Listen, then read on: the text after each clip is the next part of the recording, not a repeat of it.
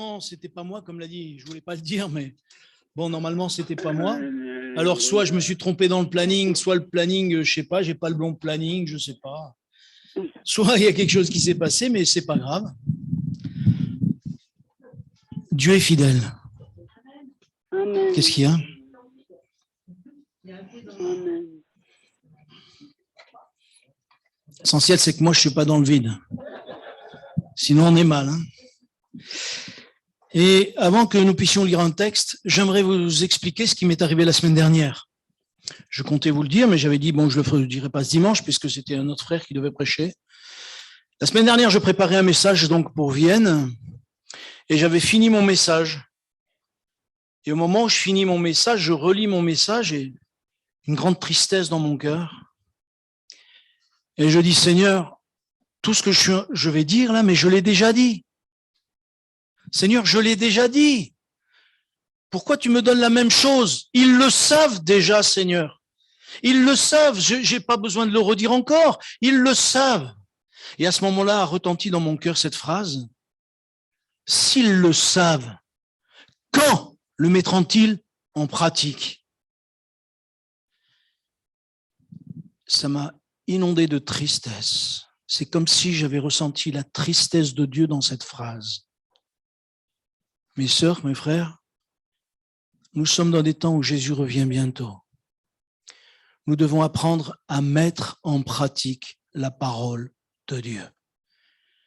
Parce que le Seigneur s'attachera à ça. Avons-nous mis en pratique ce qu'il nous demande? Alors, je sais que c'est pas facile. Je sais que mettre en pratique la parole de Dieu, qui peut la mettre en pratique? Les Hébreux qui ont vu Dieu, qui ont vu sur la montagne de Dieu, ils l'ont vu. Et pourtant, eux-mêmes n'arrivaient pas à le mettre en pratique.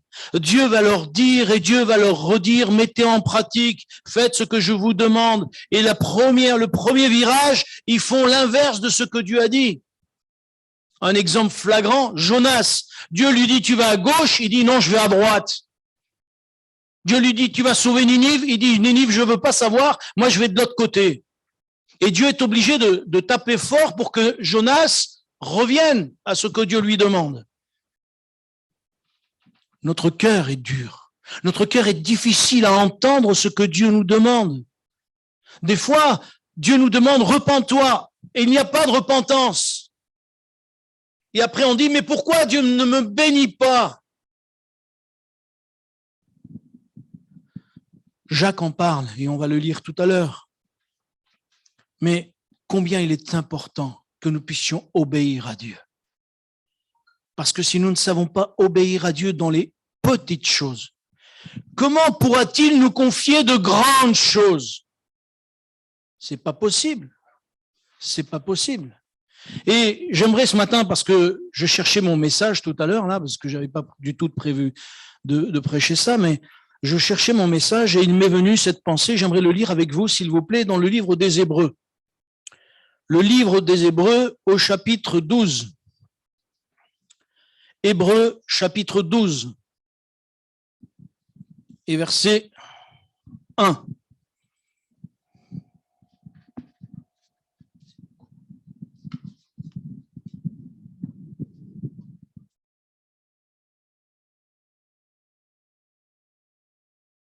Dans mon micro, là. Ça me perturbe. C'est bête, hein? On est vite perturbé. Hein? Chapitre 12, verset 1, il est écrit « Nous aussi, puisque nous sommes environnés d'une si grande nuée de témoins, rejetons tout fardeau et le péché qui nous enveloppe si facilement et courons avec persévérance dans la carrière qui nous est ouverte. » Juste ce verset. Je crois que là, déjà, il y a plein de choses. Nous donc, déjà, puisque nous sommes environnés d'une si grande nuée de témoins, qu'est-ce que ça veut dire? Eh bien, quand l'apôtre parle de si grande nuée de témoins, il parle du chapitre 11, où il est parlé des héros de la foi. de ceux qui qui ont été fermes jusqu'au bout, de ceux qui ont persévéré dans l'amour de Dieu jusqu'au bout, de ceux qui ont cru que Dieu voulait leur bien jusqu'au bout. Et pourtant, quand on regarde la vie de certains, et on va voir, j'aimerais voir avec vous deux seulement, déjà Abraham, on dit le père de la foi. On dit Abraham, cette foi extraordinaire. Mais Abraham n'a pas toujours été avec une foi extraordinaire. Abraham, lorsqu'il a connu Dieu, oui, il a bien commencé parce que Dieu lui a donné une parole. Il a dit, pars de ton pays, pars de ta famille et va-t'en maintenant. Et il l'a fait. Pourquoi il l'a fait? On ne sait pas trop. Parce que ça m'a toujours interrogé. Est-ce qu'il l'a fait seulement à cause de la parole de Dieu? Mais la parole de Dieu peut-être venait bien à son cœur parce qu'il vivait des problèmes de famille. Peut-être qu'il vivait des moments difficiles avec sa famille ou de même de son pays. Et il a dit, Dieu me dit de partir, je pars, ça me fait du bien, ça va me donner de l'air. Ou peut-être qu'il a dit, mais Dieu est si bon que je veux le suivre et je veux faire ce qu'il me demande. Et peut-être qu'il est parti avec cette pensée. Et peut-être que nous qui sommes là et nous qui sommes sur Internet, nous avons cette pensée, j'ai commencé avec Dieu parce que Dieu m'aimait, parce que j'ai senti que Dieu avait de l'amour pour moi. Et la première chose que j'aimerais vous dire, ne doutez jamais de l'amour de Dieu. Même si le diable va vous dire, est-ce que tu es sûr qu'il t'aime? C'est ce qu'il a dit à Ève. Il n'a pas dit, est-ce que tu es sûr qu'il t'aime? Il lui a dit, est-ce que tu es sûr que Dieu, il a dit ça? Déjà, quand dans votre pensée, il y a « est-ce que tu es sûr que ?»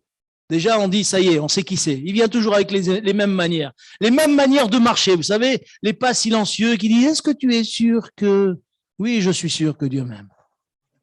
Oui, je suis sûr que Dieu m'aime. La preuve, c'est que la croix. La preuve, c'est que je suis encore debout. La preuve, c'est que je suis encore dans la foi, peut-être faiblement. Mais je suis encore dans la foi et je vis encore dans l'église et je m'accroche encore à Dieu et je m'accroche encore à la parole de Dieu. Excusez-moi si des fois je crie. Ma femme elle me dit des fois tu cries, tu n'as pas besoin de crier. C'est pas de ma faute, excusez-moi. C'est que je mets un peu trop de cœur peut-être. Ah, vous entendez bien, ça va. Ça débouche les oreilles, c'est sûr. Hein. Je vais essayer de moins crier. Je vais essayer de me calmer. Dieu nous aime et il ne faut jamais, jamais en douter.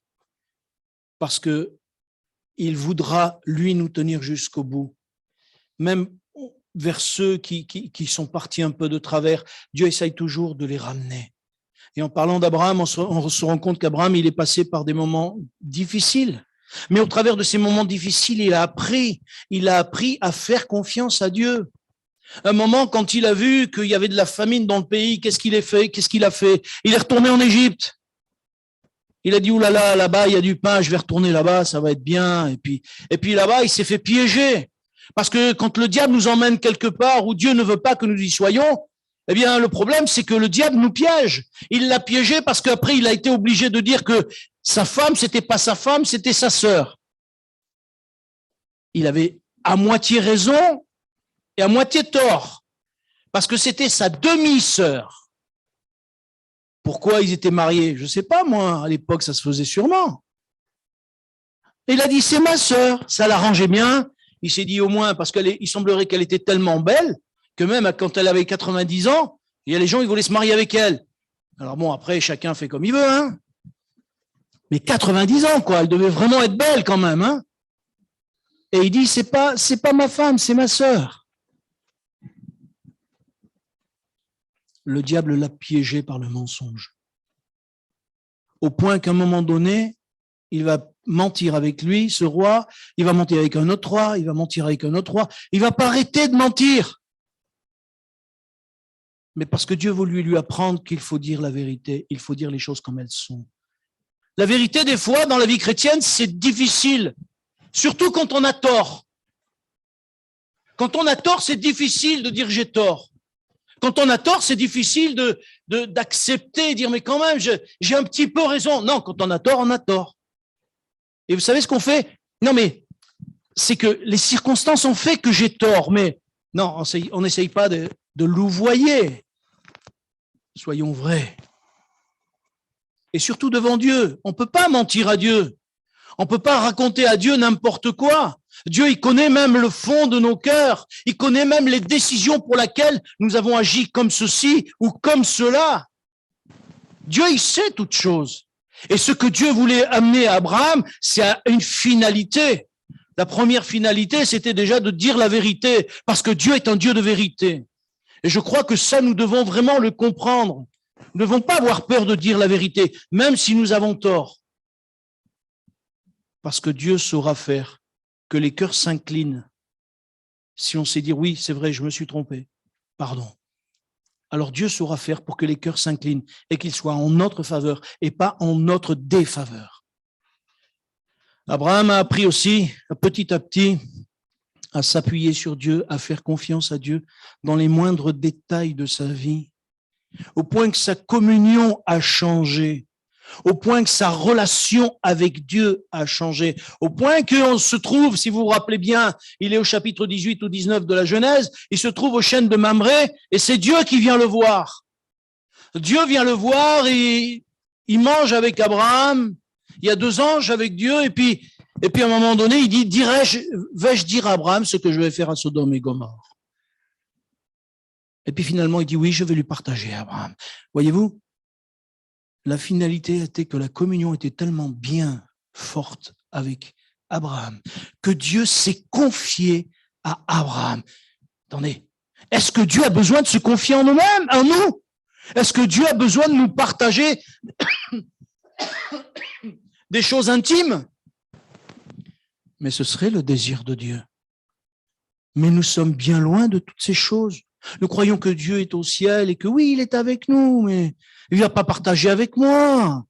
Moi, je suis trop petit. Moi, il ne va pas partager avec moi. Mais si on se tient devant lui, si on cherche à aller de l'avant, si notre foi augmente, si notre amour pour lui augmente, Dieu va nous révéler des choses, va nous demander des choses précisément. Comme il a dit à Abraham, voilà ce que je vais faire sur Gomorrhe, je vais nettoyer Gomorrhe. Je vais massacrer tout le monde. Et Abraham, il va dire, mais Seigneur, ici, il y avait 50 justes. Voyez-vous? Seigneur, pardon si je me trompe, mais je soupçonne Dieu d'avoir fait exprès pour que Abraham puisse prier pour Sodome et Gomorrhe. Seigneur, mais s'il y a 50 justes, tu ne vas pas tuer tout le monde s'il reste encore 50 justes. Et Dieu va dire, d'accord, allez, pour 50, je te l'accorde. Abraham va dire, mais Seigneur, s'il y en avait 45, vous connaissez ce passage? Vous l'avez déjà lu? Et il va descendre jusqu'à combien, dites-moi? Combien? Eh oui, jusqu'à 10.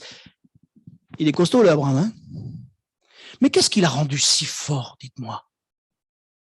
Qu'est-ce qu'il a rendu si fort au point qu'avec Dieu, il discute âme par âme, presque, il est là à arracher les âmes les unes par une. C'est à force de connaître quelqu'un qu'on peut parler avec lui, qu'on peut lui dire, non, mais attends, on va réfléchir. Non, mais attends, sois patient. Non, mais attends. Mes frères et sœurs, ne voudriez-vous pas avoir cette connaissance de Dieu? Ne voudriez-vous pas avoir cette relation de Dieu, cette intimité avec Dieu, au point que Dieu va vous communiquer des choses que nous ne soupçonnons même pas aujourd'hui? Et je l'ai déjà raconté à Givors, mais ça fait rien, je me répète. Il y a des années en arrière, j'ai connu un frère qui est maintenant auprès du Seigneur, et ça j'en suis sûr. Il était dans son lit, et il avait une communion avec Dieu formidable. Et moi, j'étais jeune converti. Et puis un jour, il me racontait, j'étais à côté de ma femme, puis je l'entendais ronfler. Il paraît qu'il n'y a que les hommes qui ronflent, mais c'est faux en fait. Et il dit, ma femme, elle ronflait. Et puis je me suis réveillé, puis d'un coup, j'ai senti comme on me tapait à l'épaule. Non, c'est bizarre. Il se retourne vers sa femme et elle ronfle toujours. Il dit non. Il se retourne de l'autre côté et là, il dit, là, ma femme, elle ronfle, il n'y a que le Seigneur. Il s'assoit dans son lit. Le Seigneur lui dit, tu vas aller à tel endroit, telle rue, telle boîte aux lettres, et tu y poseras tant d'argent. Le frère, il n'a pas discuté. Il s'est levé, il est allé à la banque. Ça, il a avec les... C'est facile quoi aujourd'hui, hein, sortir des sous. Il a sorti les sous, il a mis dans la boîte aux lettres, il est reparti, il est allé se coucher. Tchouf. Quand il m'a raconté ça, j'ai dit, mais Seigneur, est-ce que c'est possible? Et bien sûr que c'est possible. Notre Dieu, il fait ce qu'il veut. On oublie trop souvent que c'est notre Dieu, mais il est notre Père. Il sait prendre soin des moindres brebis qui sont dans la difficulté. Il sait prendre soin des moindres cœurs qui sont dans le désarroi ou dans le découragement. Il sait le faire parce qu'il est Dieu. C'est lui qui nous a créés. C'est lui qui sait ce que nous sommes dans nos faiblesses, dans nos combats de tous les jours, dans nos interrogations de tous les jours. Mais ce qu'il veut, c'est qu'au travers de ce que nous vivons tous les jours, nous puissions dire, j'ai confiance en toi. Je m'appuie sur toi. Je comprends pas. Mais ta parole a des promesses et je m'appuie sur ta parole. Quand Jésus dit « Je suis avec vous tous les jours jusqu'à la fin du monde », est-ce que ça veut dire quelque chose ou ça veut rien dire? N'oublions pas, c'est le Seigneur qui le dit. C'est pas un homme. Moi, si je vous dis « Je suis avec vous tous les jours jusqu'à la fin du monde », vous pouvez me dire « Ça me fait une belle jambe » et vous avez raison. Parce que ça va rien changer du tout. Mais si Dieu le dit, ça change tout. Parce que quand Dieu dit qu'il est avec nous, il est avec nous. Et chaque fois qu'on va le prier, chaque fois qu'on va dire « Seigneur, je suis triste », le Seigneur va descendre. « Seigneur, j'ai besoin de toi », le Seigneur va descendre. « Seigneur, j'ai besoin que tu m'aides à aller plus loin », le Seigneur va le faire. Mais ce qu'il attend de nous, c'est que nous puissions vraiment lui dire « Seigneur, je m'attends à toi. Et je reviens sur ce que j'ai dit au départ, je veux t'obéir. » Parce qu'au travers de ça, Abraham a appris aussi l'obéissance. Parce qu'arrivé un moment, il avait tellement appris de choses avec Abraham, avec le Seigneur, qu'il a appris à ne pas mentir, il a appris à s'appuyer sur lui, il a appris à lui faire confiance jusqu'au bout, au point que, quand Dieu va lui dire « Donne-moi ton fils, ton unique », alors qu'il avait attendu la promesse. C'est long des fois d'attendre la promesse. C'est long des fois d'attendre ce que Dieu nous a dit. On a l'impression qu'on a reçu de Dieu quelque chose et c'est long, et c'est long. Vous savez, Dieu n'est pas pressé, il est à l'éternité. Et nous on dit, mais moi j'ai pas de temps. Si, tu es dans le temps de Dieu. Tu es dans le temps de Dieu. J'aimerais lire avec vous Lamentation, s'il vous plaît. Lamentation de Jérémie, au chapitre 3.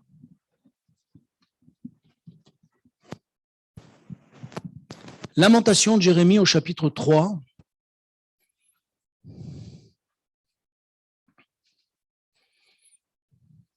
Et au verset 25.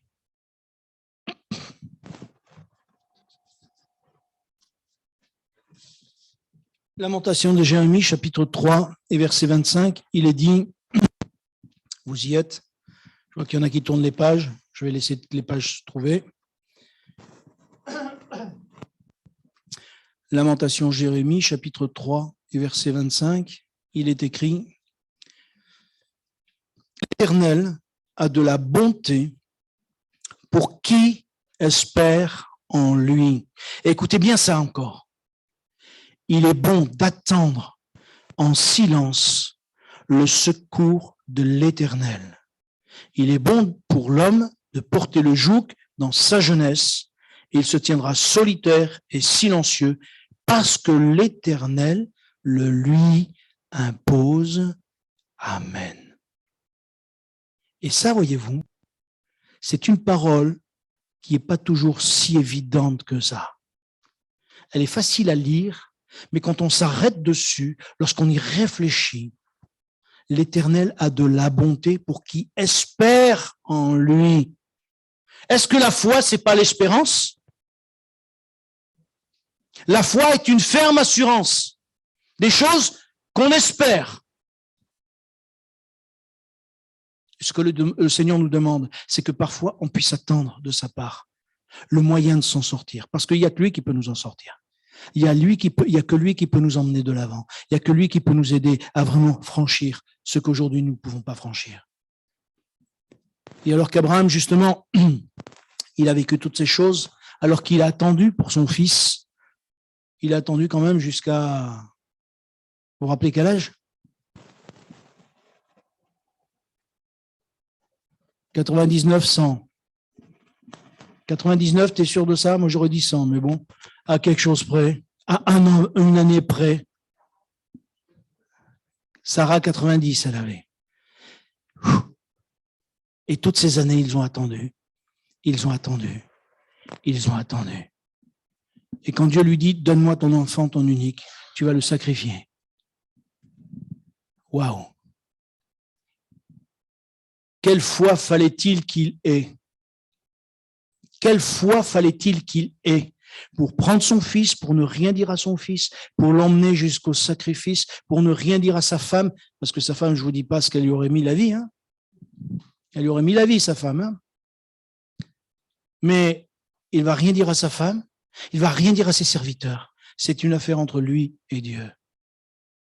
Et il va le faire jusqu'au moment où Dieu va l'arrêter. Mais Dieu a vu cet acte de foi extraordinaire qu'il a eu. Mais pour arriver à cet acte de foi, il a fallu qu'il passe auparavant par tout ce qu'il est passé en difficulté, en problème. Et c'est pour ça que la Bible, elle dit que c'est un héros de la foi. Mes frères et sœurs, ne soyons pas étonnés de ce que nous pouvons passer parfois par des moments difficiles. Nous voulons tous être des héros de la foi, mais nous ne voyons que la finalité, alors que nous ne voyons pas tout le cheminement qui a été là. Et nous aussi, nous allons passer par un cheminement qui, au fur et à mesure, va nous émonder. Vous savez, quand Jésus parle du cep et qu'il dit qu'il est émondé, pourquoi il est émondé? Pour porter encore plus de fruits. Pour porter plus de fruits. Et je crois que ça, nous devons le réaliser. Nous passons peut-être par des moments qui sont terribles. Mais il nous faut les accepter, c'est là qu'il nous faut les accepter. Et c'est là que réellement, il nous est difficile des fois la mise en pratique des choses parce que nous n'acceptons pas toujours les choses. Et parce que nous ne les acceptons pas, nous avons tendance à rebeller. Nous avons tendance à dire non Seigneur, je veux pas, et non Seigneur, ceci. Et nous discutons avec Dieu alors que nous devrions discuter dans le bon sens pour les autres, pour prier pour les autres, pour intercéder pour les autres. Et non pas pour se plaindre. On parlait tout à l'heure avec le frère, pour murmurer. Et j'en passe, et des meilleurs. Ouais, Dieu veut nous enseigner. J'aimerais lire avec vous un texte, 1 Corinthiens, au chapitre 6.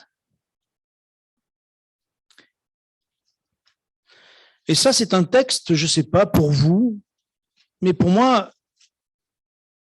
j'aimerais, hein. Mais c'est un texte difficile.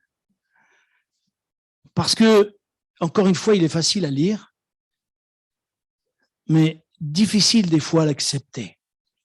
1 Corinthiens au chapitre 6 et au verset 19. 1 Corinthiens chapitre 6 et verset 19.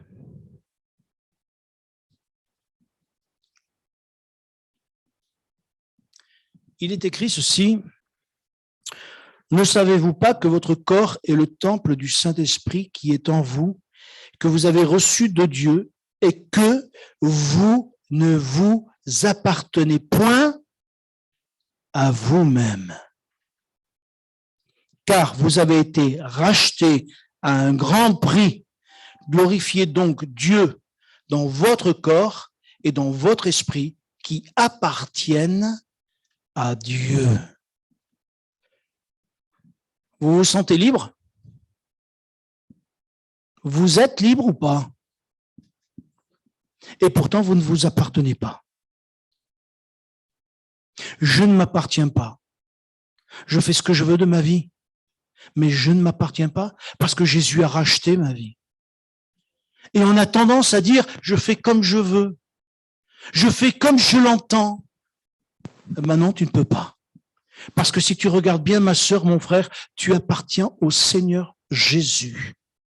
Parce qu'il a payé le prix pour toi, afin de te racheter pour son éternité, pour que tu vives son éternité. Il t'a racheté pour que tu sois une nouvelle créature, pour que tu sois changé, pour que tu sois transformé. Il t'a racheté pour que tu puisses connaître l'amour de Dieu tous les jours de ta vie. Il t'a racheté pour que tu puisses le servir et que tu puisses glorifier son nom, que tu puisses le louer, que tu puisses l'adorer. Il t'a racheté pour que tu sois heureuse et heureux tous les jours de ta vie.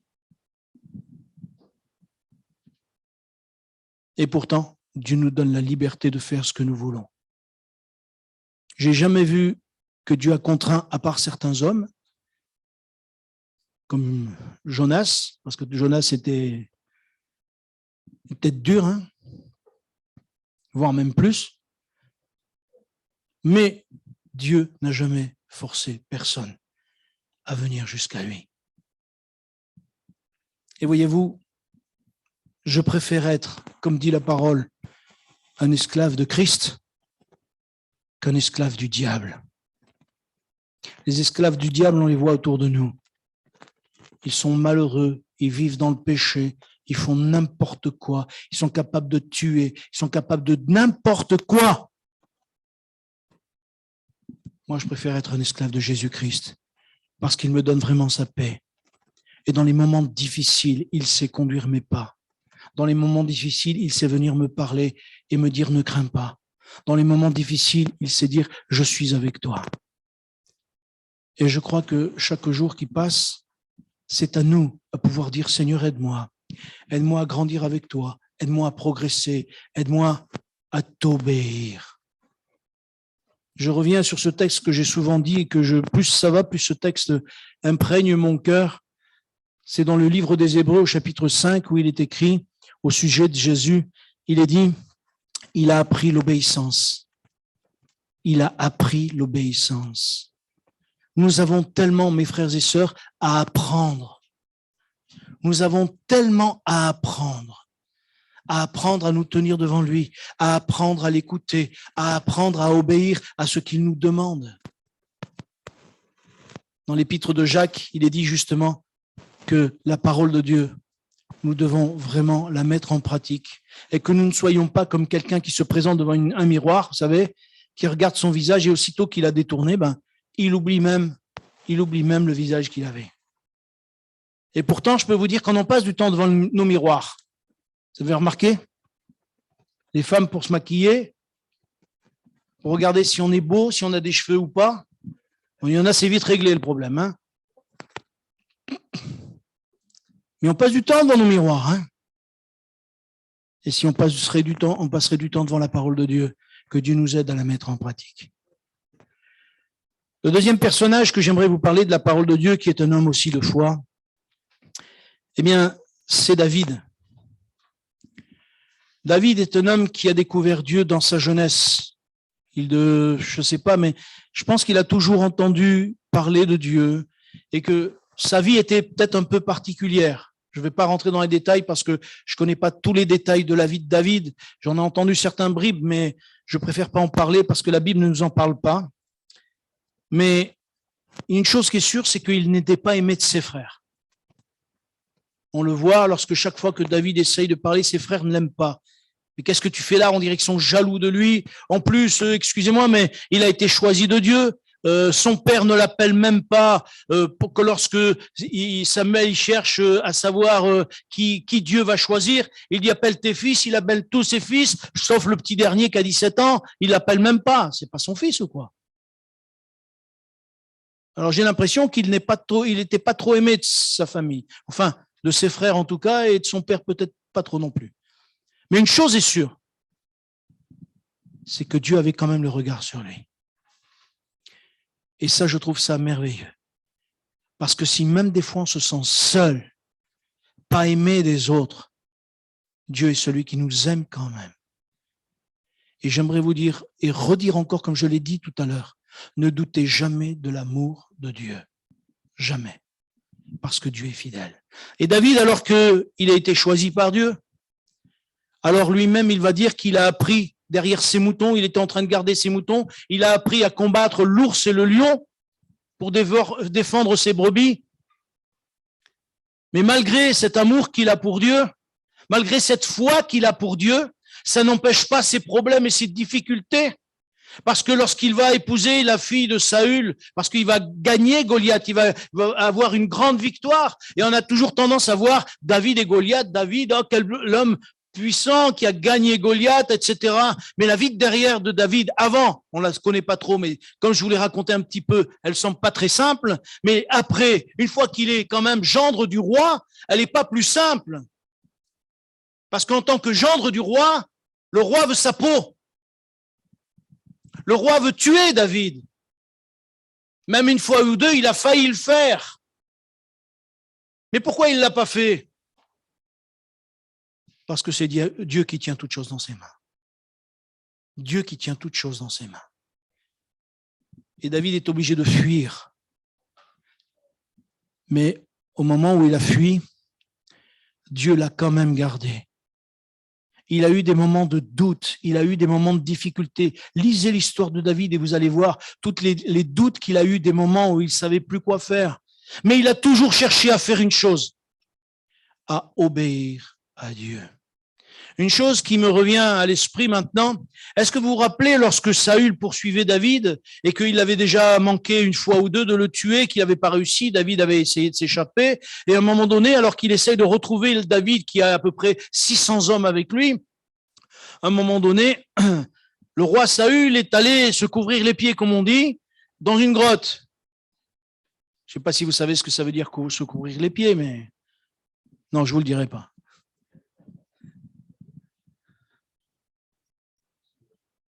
Exact. Donc, il a été se couvrir des pieds dans la grotte, mais David était dans la grotte. Et tous ces hommes lui disent, mais tue-le, il est là tout seul à la portée. Mets-lui un bon coup d'épée, là, ça va régler son compte. Et toi, tu seras tranquille. Et David dit non, je ne toucherai pas à loin de l'Éternel. Parce que devant Dieu, toucher loin de l'Éternel, c'est grave. Pourtant, ces hommes vont le pousser et il aura cette fermeté de dire non, je ne toucherai pas à l'homme que Dieu a choisi en tant que roi. Même si c'est un mauvais roi. David dit non, non, non, non. Mais par contre, ce qu'il a fait, c'est qu'il a coupé le bord du vêtement. Et je ne sais pas si vous avez remarqué, mais il est écrit que quand il a coupé le bord du vêtement, son cœur battait fort. Pourquoi? Parce qu'au fond de lui, il avait la crainte de Dieu. Il avait la crainte de Dieu. Et mes sœurs, mes frères, j'aimerais vous dire, il faut que nous apprenions à avoir la crainte de Dieu. Lorsque nous rentrons dans sa maison, non pas la peur, qui est totalement différente de la crainte. La crainte de Dieu, il est là. Et parce qu'il est là, nous devons le respecter, nous devons l'aimer. Et nous ne devons pas faire n'importe quoi, ni dire n'importe quoi. Il est digne d'être aimé, digne de louange et digne d'être adoré. Vous croyez que lorsqu'on sera dans le ciel, on va dire n'importe quoi? Heureusement que non, quand nos cœurs seront changés. Parce que les mots de travers, on ne les dira plus. Hein. Les blagues un peu douteuses, on ne les dira plus non plus. Hein. Mais on saura se tenir parce que le Saint-Esprit aura complètement rempli nos vies. Et David est là avec alors qu'il a coupé le manteau. Et quand Saül sort, il dit, mais tiens, regarde, je suis là. Et il était tout étonné qu'il sorte de la grotte alors que lui, il sortait de la grotte juste avant. Il dit, mais tu vois, j'aurais pu te tuer si je voulais. J'aurais pu, mais je ne l'ai pas fait parce que tu es loin de l'Éternel. Et voyez-vous, Dieu a vu toutes ces choses. Et ça ne va pas être la seule fois où David aurait pu tuer Saül et il ne l'a pas fait. Il a obéi à ce que Dieu lui demandait. Pourtant, sa vie était en danger et il a obéi à Dieu. Alors, mes frères et sœurs, j'aimerais vous dire, si nous voulons une plus grande foi, si nous voulons une visitation de Dieu, et moi je m'attends à cette visitation de Dieu, ça fait des années que je l'attends et je l'attends encore, et je l'attendrai autant de temps qu'il faudra parce que je crois que Jésus-Christ est le même hier, aujourd'hui, éternellement. Et ce qu'il a fait il y a 2000 ans, il peut le faire au milieu de nous. tout va dépendre de nous. Non, de moi et de toi. Mais ce qu'il nous faut, c'est que nous puissions, même dans nos problèmes, même dans nos incompréhensions, même dans nos difficultés, que nous puissions dire, je m'attends au Seigneur. Il m'a dit d'attendre, j'attendrai. Il m'a dit de lui faire confiance, je lui ferai confiance. Il m'a dit de lui obéir envers et contre tout, contre toutes les circonstances, je lui obéirai. Covid, pas Covid ou ce que vous voulez. Parce que peut-être que le Covid, c'est juste qu'un début de quelque chose qui arrive. Parce qu'il y a des fois des informations qu'on ne voit pas à la télé et que moi j'ai entendu par des commentateurs, des gens qui attendent quelqu'un, qui attendent que quelqu'un se lève pour mettre de l'ordre dans l'Europe et dans le monde.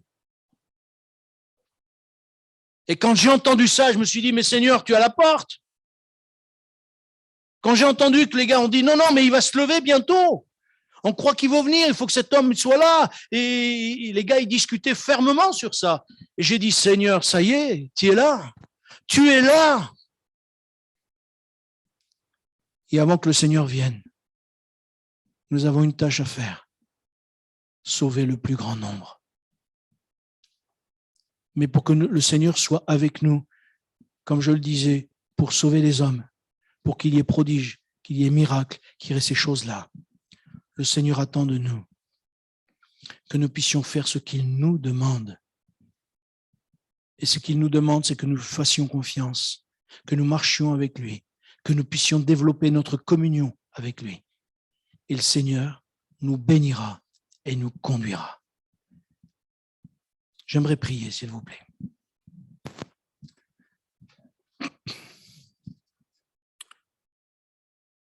Seigneur, tu connais toutes choses et tu connais mon désir profond de pouvoir mieux te connaître, plus vivre avec toi, plus te connaître, plus marcher comme toi tu le veux. Mais tu connais ma faiblesse et tu connais nos faiblesses. Nous sommes ton Église, nous sommes ton peuple, ce peuple que tu as racheté à un grand prix. Et ce matin encore, je veux te prier afin que tu nous aides à faire ta volonté. Nous sommes bien faibles, Seigneur, parce que bien démunis, bien souvent, nous regardons à nous-mêmes, nous ne regardons plus à ta parole, nous ne regardons plus, Seigneur, à tes promesses, bien souvent, nous regardons à tout ce qui nous entoure. Et Seigneur, s'il te plaît, viens descendre sur notre vie, viens descendre sur nos existences, viens faire que nous puissions être changés, que nous puissions être transformés, que réellement, Seigneur, nous puissions vivre par la foi, que nous puissions vivre, Seigneur, sous ton regard, que nous puissions vivre, Seigneur, dans l'obéissance. Seigneur, je te le demande, Père, dans le nom de Jésus, et je te dis merci parce que je crois que tu veux le faire pour chacun d'entre nous. Ce matin, bénis, Seigneur, s'il te plaît, viens agir et te manifester. Avant même que nous puissions nous séparer, j'aimerais peut-être prier pour quelqu'un qui se trouve un peu défait, sa foi affaiblie, peut-être son amour même pour Dieu, parce qu'il est rempli de doutes, rempli d'incompréhension. Et il y a ce combat qui est là et qui est là depuis quelque temps déjà. Tout à l'heure, le don spirituel m'a interpellé parce que j'avais un message presque similaire dans mon cœur. Et j'aimerais dire peut-être à ce quelqu'un, qui que tu sois, le Seigneur veut te secourir, il est là ce matin. Si tu as besoin qu'on prie pour toi, lève-toi à ta place. Et je vais prier pour toi. Amen. Restez debout, restez debout. Amen. Alléluia.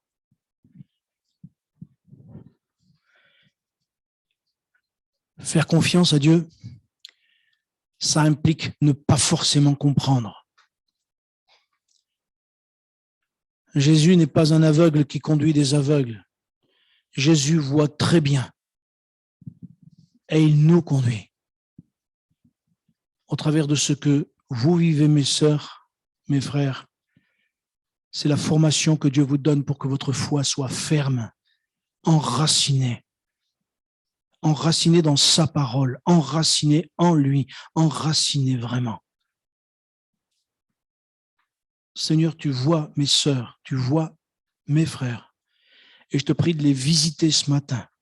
Tu connais leurs besoins, leurs interrogations, leur manque de paix, parce que forcément, il y a un manque de paix. Mais je te prie vraiment de les bénir, je te prie de les fortifier, je te prie de descendre sur leur cœur et sur leur vie, afin que tu renouvelles leur force, que tu renouvelles leur cœur, leur amour pour toi, que Seigneur encore tu puisses leur parler dans la semaine, dans ta parole, que tu puisses agir dans leur cœur, afin qu'ils reprennent force et courage en toi, et qu'ils ne baissent pas les bras. Tout à l'heure, nous l'avons lu, la persévérance, donne-leur de la persévérance, donne-leur de la pugnacité, afin qu'ils s'accrochent à toi, et qu'ils aient les mêmes paroles que Jacob, qui a dit, je ne te lâcherai pas, que tu ne m'aies béni, parce que Seigneur, ton désir, c'est de bénir ton peuple, c'est de bénir tes enfants. Alors bénis-les maintenant encore, Seigneur, et loué sois-tu pour ce que tu feras. Amen. À toi toute la gloire, Jésus.